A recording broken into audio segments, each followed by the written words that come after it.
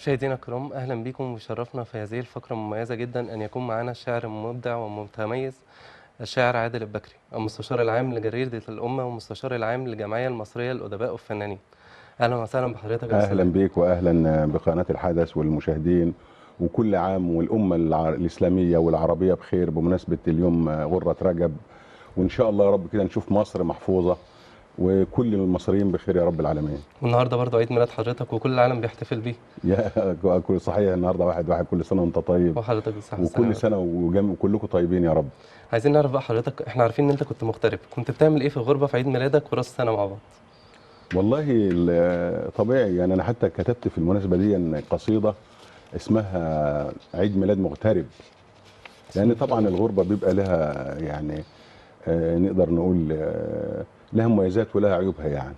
فانا اتكلمت في القصيده دي بقول عيد ميلاد مغترب، فبقول عيد ميلادي النهارده تعالوا باركولي، مش عايز جاتوه ولا تورت، بس تدعولي يرضى علينا المولى انا وانتم واولادي، ويرحم امي وابويا وكل اجدادي وكل صاحب فضل وجيراني واستاذي، وتعالوا نقرا سوا رزنامة حياتي، فيها الفرح والوجع، فيها الامي وابتساماتي، وكلها غربه وشقه متسجله يوماتي، وقبل ما يخلص الورق وتغلق سجلاتي رسالتي لكل الناس، مسامحكم وسامحوني، رسالتي لكل الناس مسامحكم وسامحوني، ان شاء الله. واكثروا الصلاه على النبي واذكروا المولى وادعوا لي، واطبعوا رسالتي دي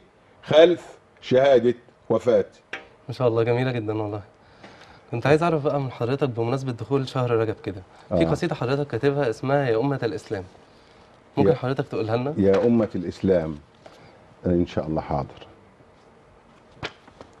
دي من الديوان اللي هو للعلم والاحاطه، انا اسف، اللي هو مالكش في الزمن ده مكان. عارف ان حضرتك في الفتره الاخيره عملت العديد من الدواوين للعلم والاحاطه ومالكش في الزمن ده مكان. صحيح صحيح.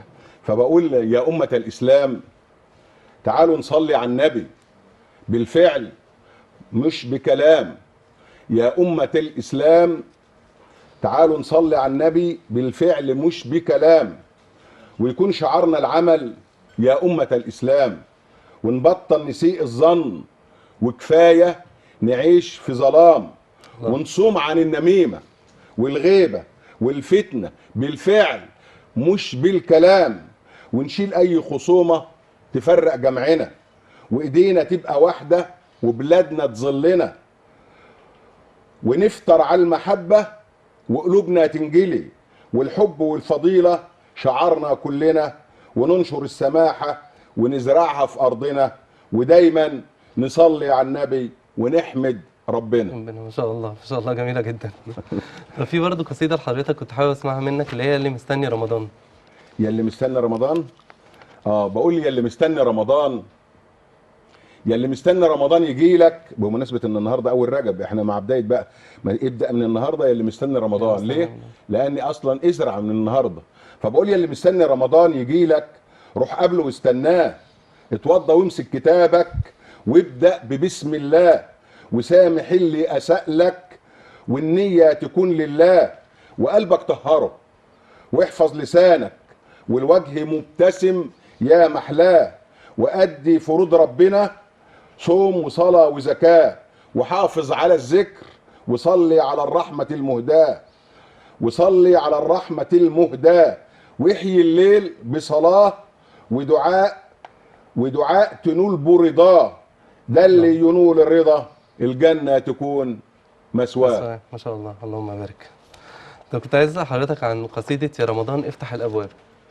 يا رمضان افتح ابوابك، بقول فيها طبعا احنا بقى ان شاء الله نخش على رمضان، وربنا يا رب كده يجعلنا من اهل رمضان ونصوم وتقبلوا منا. فبقول يا رمضان افتح ابوابك للناس الطيبين، الكل في انتظارك والله مشتاقين، للرحمة في رحابك الكل عشمانين، والجنة من خلالك ودعاء الصائمين، والكل يعيش في خيرك بالحمد شاكرين على لقمة أيا ما كانت، على لقمة أيا ما كانت، والأهل ملمومين بالصلاة على نبينا الصادق الأمين. وندعي ربك جميعا يجعلنا مقبولين ويحفظ مصر بلدنا وبلاد المسلمين، ونشوف بأسه الشديد في القوم المجرمين. ما شاء الله ما شاء الله. عايزين نعرف بدايات حضرتك مع الشعر. بدايتي يعني زي ما قلت قبل كده، أنا زي اي حد بدأ يكتب، فلقيت ان انا يعني عندي تقدر تقول بكتب في الاحداث، بكتب في الواقع، فكنت بحتفظ بيه او ما بحتفظش لحد ما ظهر الكمبيوتر والنت وكده، بدأت احتفظ بيه على الكمبيوتر وكده، وبالتالي عندي مجموعة من القصايد، طبعت الديوان الاول والثاني، وان شاء الله بصدد طباعة الجديد ان شاء الله يعني. طب عايز اسال حضرتك لما بتيجي مثلا تيجي في دماغك حاجه عايز تقولها، بتكتبها ولا بتسجلها مثلا في حاجه؟ والله كله يعني، انا وانا جاي في الطريق وانا جاي ليكم في الطريق، كلمتين جم في دماغي لسه ما كتبتهمش والله. طب ممكن تقولهم لنا؟ يعني بقول له كلمتين يا رب افتكرهم. بقول خدها مني يا شهم يا ذوق، خدها مني يا شهم يا ذوق، يا رب افتكرهم، ده جميله جدا ان شاء الله.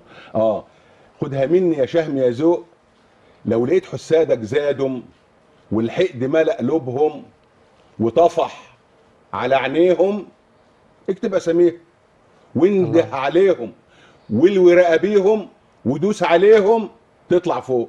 ما شاء الله جميله والله جميله جدا. لسه ما كتبتهمش، ده ارتجال، ده لسه اصلا جاي في دماغ حضرتك. والله بسم الله ما شاء الله، والله يعني. جميله جدا. طب عايزين نسمع قصيده نداء الى ليله القدر.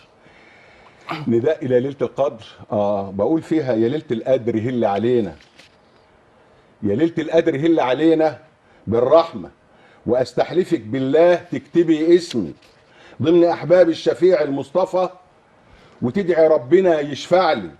يا ليله القدر هل علينا بمغفره لكل المؤمنين وانا واهلي، وامسحي ذنوب عبد كان جاهل واكتبي ولو حسنه من عملي. يا ليله القدر هل علينا بالعفو ومن النار ربنا يعتقني، وكل صاحب فضل واللي رحلوا عنا من بدري. يا ليله القدر يا ليله القدر وكأني شايف الامين جبريل والملائكه تتنزل ودمعي ما يكفي، وانا سامع دعاء يهز الكون وريح الجنه يندهلي. يا ليله القدر يا خير من 1000 شهر وكل ايامي وعمري. يا ليله القدر انا طمعان، يا ليله القدر انا طمعان، فبالله عليكي ما تخيبي ظني، وانا دعوتي فيكي ربنا يعفو عني ويحسن خاتمتي ويقبلني، انا وكل اللي سمع او ارى او دعا او امن ورا مني. اللهم امين، اللهم بلغنا ليله القدر. امين يا رب العالمين. انا عايز اعرف حضرتك بتكتب الحاجات دي من وحي خيال ولا بتبقى ما مواقف فيش حاجه من وحي الخيال، نقدر نقول هي بيبقى توفيق من الله عز وجل، دي اول حاجه، لكن انا بحس الحاجه فبكتبها، لان بدون ما تحسها ما تقدرش تكتب، او حدث وقع قدامك فعلا فبتكتب فيها. ما هو ده قصدي بالسؤال. حضرتك حدث معاك حاجه خلتك تكتب شعر معين او حاجه معينه؟ يعني انا بالنسبه للي حدث معايا، مثلا على سبيل المثال هتلاقي القصيده اللي في بدايه الديوانين الاثنين اللي انا بعتز بيها، اللي هي عادل البكري في سطور، او قصيده نداء الوطن، دي كلهم يعني، لكن على سبيل المثال مثلا اقول لك عادل البكري في سطور، لان مثلا حد بيصنفني انت مع اي حزب، انت مع مش عارف ايه، انت في ايه، فبقول لهم يعني انا يمكن نقراها من اي ديوان، لان ده بقول انا لست مع او ضد، ولكني راجل جد اعشق تراب بلدي وماليش دعوه بحد، واحب اللي ينصرها ومكانته فوق الحد، واكره اللي يكرهها وسلالته لسابع جد، ما شاء الله. وكلامي على المكشوف بدون خلاف مع حد، بالادب توصل رسالتي بحكمه ما فيها شد، وحقي اسامح فيه ويشهد الاله الفرد، اما حق الوطن والدين الفصل يوم العرض. ما شاء الله ما شاء الله. معانا مداخله تليفونيه مع استاذ حمدي مع الشاعر حمدي عبد الوهاب. رئيس فرع الجمعيه المصريه للادباء بالجيزه. الو. الو. اهلا وسهلا استاذ حمدي. اهلا وسهلا بحضرتك. طبعا لقاء الاستاذ عادل الشاعر الكبير دايما بننتظره بشوق ولهفه، وبكون سعيد جدا سعيد مداخله مع الشاعر عادل البكري، وهو رمز من رموز الثقافه في مصر والوطن العربي. وطبعا اسمه اصبح لامعا في الساحه الادبيه والثقافيه، واتمنى له مزيد من الصحه والعافيه، وان يشفيه الله ويعافيه ويمتعه بمفهوم الصحه والسعاده، لانه فعلا انسان طيب القلب وشاعر متمثل. واهنئه دائما على اخر دواوين الاخرين، لانهم فعلا فرضوا على الساحه الادبيه بما فيه من جمال وقصائد فعلا لمست الوجدان. حضرتك منورنا يا استاذ حمدي والله، انا برنامج تحية بدايته. ايضا اعلاميا المتالق بعلم والهامش بعلم الاستاذ محمد اشرف. الاستاذ حمدي رئيس فرع الجمعيه المصريه للادباء والفنانين فرع الجيزه، وشاعر من الشعراء المفوهين. يعني دايما انا مسميه البغبغان في الشعر، تلاقيه بيتكلم شعر، كلامه بيتكلم شعر ما شاء الله عليه. الله يخليك يا استاذ عادل. لا للامانه ما شاء الله عليه، اي حاجه تقول له عليها يكتبها وهو واقف معاك. ما شاء الله عليك يا استاذ حمدي. استاذ حمدي، تحب تقول ايه لضيف حلقتنا النهارده استاذ عادل البكري؟ والله دايما الاستاذ عادل البكري يعني اسمه فعلا لمع في الفتره الاخيره على مستوى الساحه الادبيه والثقافيه في مصر، واصبح معروفا لدى الجميع، وكتاباته فعلا دائما بتلمس الانسان، وكلماته فعلا عايشه جوانا لما لها من مردود واثر، وفعلا يعني بتحاكي الواقع تماما. طب تعليق حضرتك ايه على اخر دواوين استاذ عادل البكري؟ والله حضرتك انا قلت رايي ان دواوينه يعني في ديوان اسمه ملكش في الزمان ده مكان، والديوان الثاني اللي هو العلم والإحاطة. انا قرات الديوانين وفعلا اثاروا احساسي جدا ومشاعري، لان هم فعلا بيلمسوا الوجدان وفعلا لهم تاثير مربوط. لا فعلا الاثنين اقوياء جدا ما شاء الله. طبعا هيتمتع بيها وهيحس بالايه بمعنى الكلمات، لانها فعلا نابعه من احساس عالي وراقي، والرجل ذي قيمه وقامه في الشعر والادب المصري في العصر المعاصر. ما شاء الله ما شاء الله. شكرا يا استاذ حمدي. طب ممكن نسمع حاجه من حضرتك يا استاذ حمدي؟ طبعا ممكن طبعا، ودي مني اهداء للساده المشاهدين والى الاستاذ عادل البكري خصوصا يعني. شكرا. قصيده بعنوان الكلمه.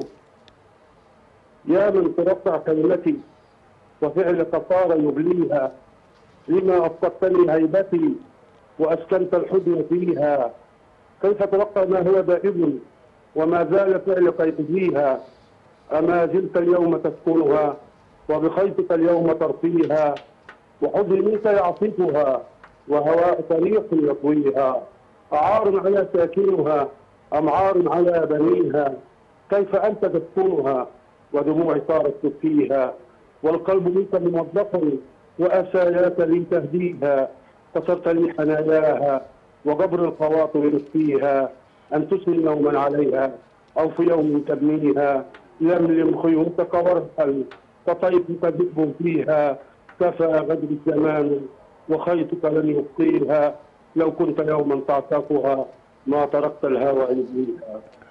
ما شاء الله جميله، وربنا يكبر خاطرك بالكلمات الجميله دي يا استاذ حمدي والله.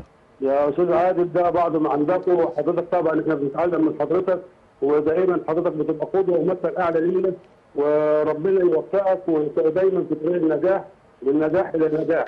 ان شاء الله ان شاء الله. ربنا يرفع قدرك. بشكرك جدا يا استاذ حمدي على المداخله الجميله دي. شكرين يا استاذ حمدي.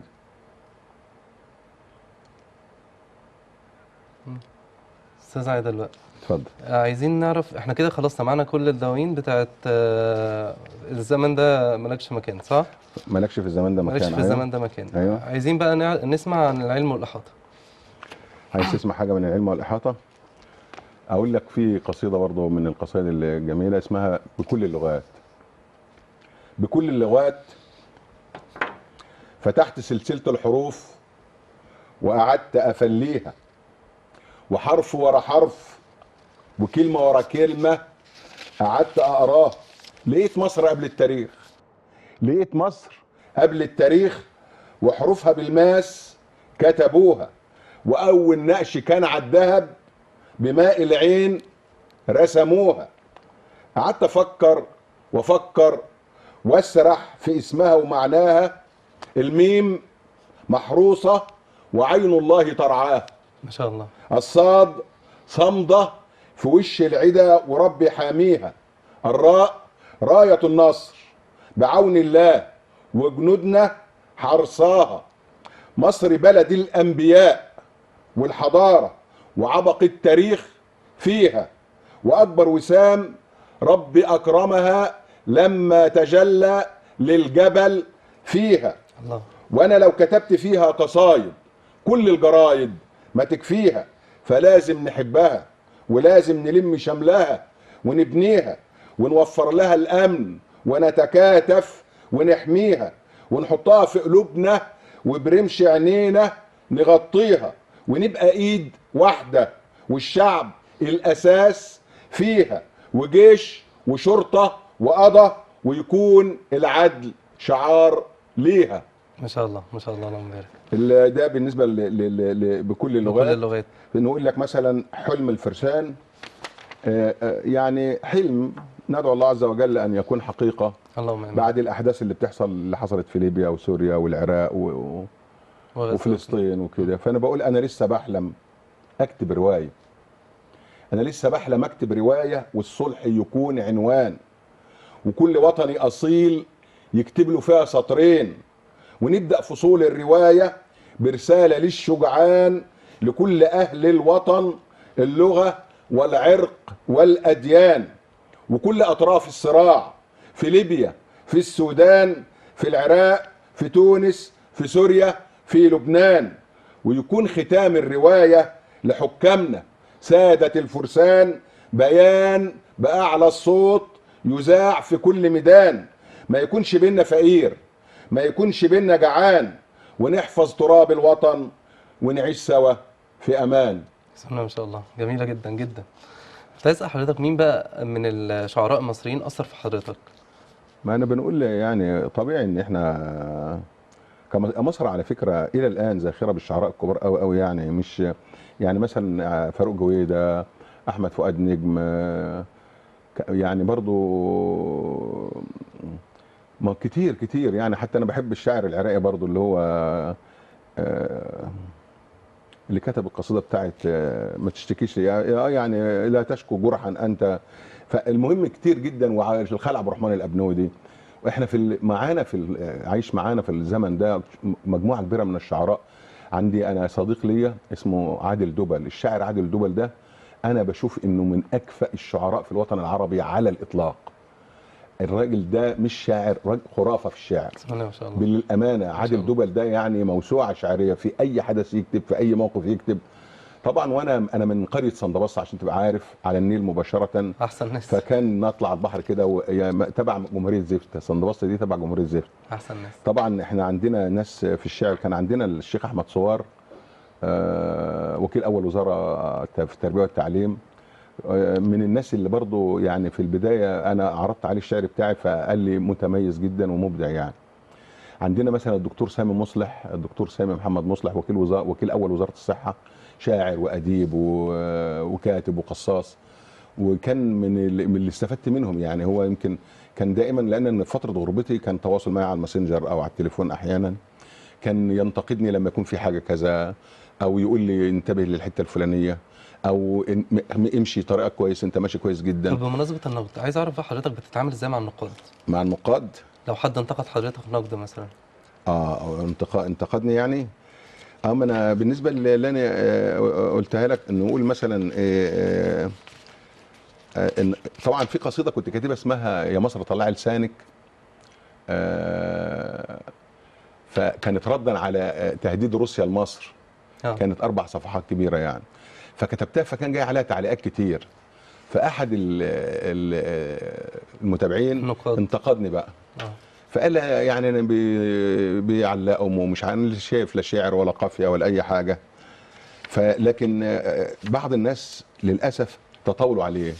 فقلت لهم يا جماعه لا، عيب، ما ينفعش كده. ورديت عليه بكل ادب. فقلت له كل الحكايه واحد مغترب وقافل عليه بابه، يا دوب حبه بيقرا او جالس مع تلفازه، ولو شدوا خبر يمسك قلم ويحلله لاصحابه. لا قال دي قصيده ولا شعر ولا حطها في ديوانه، الكلام ده قبل ما اكتب، قبل ما اطلع الدواوين يعني. لا قال دي قصيده ولا شعر ولا حطها في ديوانه، ولا كتب عمودي ولا مقفه بيكتب حر لاصحابه، لا له عمود في جريده ولا تلفزيون واذاعه، لكن لما ينده عليه الوطن تلقاه واقف على بابه. برضه رديت عليه بقصيده ثانيه بقول له تعالوا نصنع وطن خالي من الاحقاد. يسيبوا من الكلام اللي في دماغه ده. وبرضه في تانية قلت له ما فكر واحسبها صح بعقول كتيره يعني. لكن هقرا لك بتاعت عشانك يا مصر، دايما بعتز بها جدا. بقول تعالوا نصنع وطن خالي من الاحقاد، ونزرع بذور الحب بالورد والسجاد، ونبقى كلنا واحد، لا عبيد ولا اسياد، وناخد دروس الماضي وحكمة الاجداد، ونبني لنفسنا المجد ونضيفه للامجاد، ونصنع وطن صالح ونسلمه الاحفاد. برضو في قصيدة تانية برضو رديت عليه بيها قلت له ما تسألنيش عن الكلمات ومعانيها، لان ما تسألنيش اسمها ازاي نحميها، برضو على نفس الرد، لدرجة ان هو اعتذر واتصل عليا ولما رديت عليه بادب يعني. الرد راقي جدا وجميل جدا. فبقول له ما تسالنيش عن الكلمات، ما هو بيقول لي يعني لا بتكتب ولا بتعمل، قلت له ماشي. فبقول له ما تسالنيش عن الكلمات ومعانيها، وتعالى نفكر سوا في بلادنا نبنيها ونوفر لها الامن وازاي نحميها من هجمه غربيه بيجهزوا ليها، واحنا لو مش قدها بلاش نعيش فيها، وانا عن نفسي بروحي افديها. ما شاء الله. فهو اتصل اعتذر وقال معلش وكده يعني. لا رد كان راقي وجميل جدا بصراحه. ما هو كده يعني. برضه رديت عليه تاني قلت له الوطن ما فيش، بقول له انا لما اقول كلام لازم اعرف معناه واكون قده. طول ما الخلاف موجود لو ايد هتبني التانية هتهده. فبلاش نجري ورا الفتن ونزود الطين بلة، ونحافظ على الوطني المصري مفيش اغلى منه. يلا يا مصر المصريين بالعدل الخلاف هنحله، وتعالوا نلم الوطن، ده الوطن مفيش اغلى منه. ما شاء الله. طب احنا كده عايزين حاجه لحضرتك نختم بيها الحلقه بقى، قصيده نختم بيها الحلقه. قصيده هم اقول لك اتنين قصيرين بقى مش قصيده واحده؟ ماشي ماشي. طيب نقول مثلا قصيده بسرعه كده. هقول لك معادله الحق، والقصيده الثانيه اللي هنختم بها خالص اسمها كنت اتمنى. بقول معادله الحق: افعل ما شئت كما تدين تدان. معادله الحق سهله بسيطه، معادله الحق سهله بسيطه واضحه للقلب قبل العين، بدون تفاعل بدون كيمياء وبالعربي بدون تنوين. معادلة الحق محسوبة بالجمع، 1+1=2. خليك مع الحق وابعد عن الباطل، هتوصل إلى العنوان. وكن حيث أمر ربك وانتهي عما نهى، هو ده العنوان. وأمر بالمعروف وانهى عن المنكر، ده فرض عين. طريق الصالحين واضح بدون نفاق ورياء بدون تلوين. انصر اللي اتظلم والظالم ترده، او اخلع عينيه الاتنين. دي نخلة الحق عالية مهما تكون في الطين، والظلم مهما علي هيروح يوم رد المظالم فين. معادلة الحق: افعل ما شئت كما تدين تدان. ما شاء الله. الخاتمة بقى 3 كلمات هقول لك بيها. كنت اتمنى تكون لي من جروح الزمان طبي، لكن يا ميت خسارة طلعت انت والزمان ضدي. وبايه يفيد الندم بعد الوقت ما يعدي، والمستخبي يبان ويكون ردي. بشكر حضرتك جدا، والوقت فعلا جرى معاك، والقصائد جميله جدا، وكلام حضرتك جميل ومرتب وعنيف كده وشكله حلو جدا، واحنا والله استمتعنا جدا معاك. يعني الحمد لله ان احنا قدرنا نقدم حلقه للجمهور تليق بالجمهور اولا، وتليق براس السنه الميلاديه، وتليق بغره رجب. وندعو الله عز وجل ان ينصر الامه العربيه والاسلاميه ويرد كيد المعتدين جميعا. وان شاء الله نشوف الوطن العربي كله بخير، سوريا وليبيا واليمن وفلسطين، وربنا يحفظ مصر يا رب بحكامها وجيشها وشعبها يا رب العالمين. ندعو الله عز وجل ربنا يحفظ مصر، يحفظ مصر، ونقول تحيا مصر باهلها بشعبها، تحيا دايما ان شاء الله يا رب العالمين. ان شاء الله ان شاء الله. يا اهلا بكم واهلا وسهلا بالساده المشاهدين، متشكرين جدا على الحلقه، ومتشكرين على دعوتكم واصرار الاستاذ محمد على دعوته لي المتتاليه.